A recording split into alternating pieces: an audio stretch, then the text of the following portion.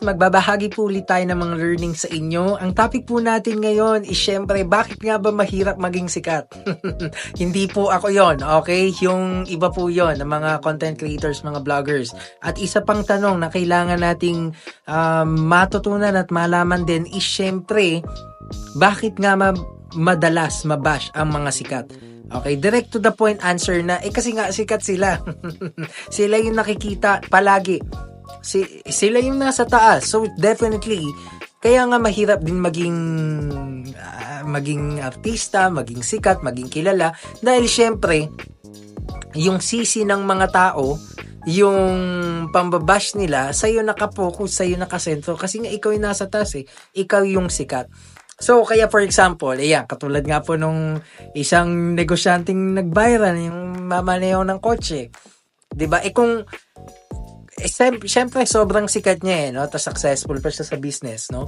But actually hindi ko nga idol yun no.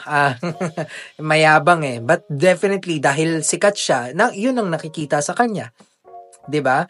So kaya ako for example po, nung hindi pa ako nagko-content, no, halimbawa may ginawa kang shit, no, may ginawa kang kalokohan, hindi ka naman masyadong papansinin bakit? Hindi ka naman sikat.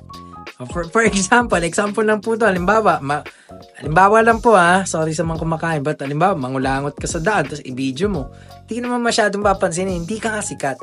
So, halimbawa, lumabas ka sa bahay ng wala kang damit, no? mapapahiya ka nga lang, but ano yung nagigas yung ibig ko sabihin na hindi ka ganun papansinin kang konti, tapos na. Pero alam niyo yung mga sumisikat sa social media, kaya medyo delikado yan. It can be dangerous, no? But as well, pwede siyang pagkakitaan, pwede siyang gawing advantage. But ang sinasabi ko lang, mahirap at delikado rin maging sikat. Okay? Yung maging influencer ka, maging kasi kada sasabihin mo, kaya katulad po nito, magko-content ako, parang behind the mind, no? Behind the mind or inside the mind ng mga influencers, tama ba kaya itong sasabihin ko?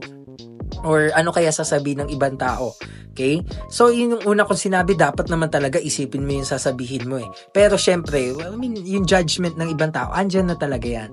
Okay, kaya nga it can be both advantage or disadvantage. It can be a double-edged sword, no?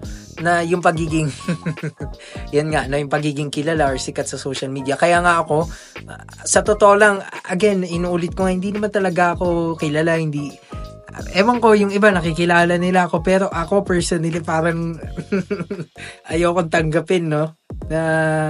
Pero kailangan natin magpasalamat at kailangan nating mag-ingat, no, sa mga tao, sa mga sinasabi natin. So, you have to be aware, no? Yun lang naman. But again, so yun po yung topic natin ngayon, no? Ang lesson lang doon, syempre, kilala ka man, kay hindi.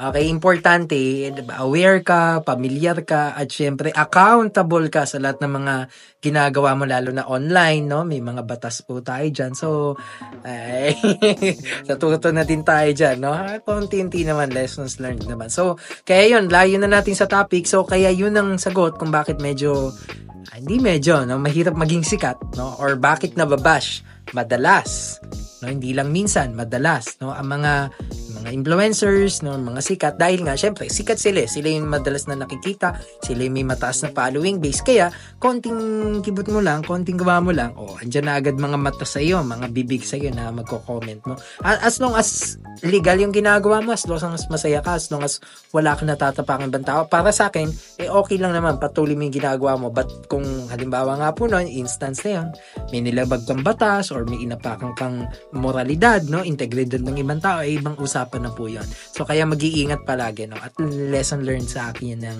marami at ng malaki. So, yun lamang. Sana marami kayo natutunan and follow for more contents like this.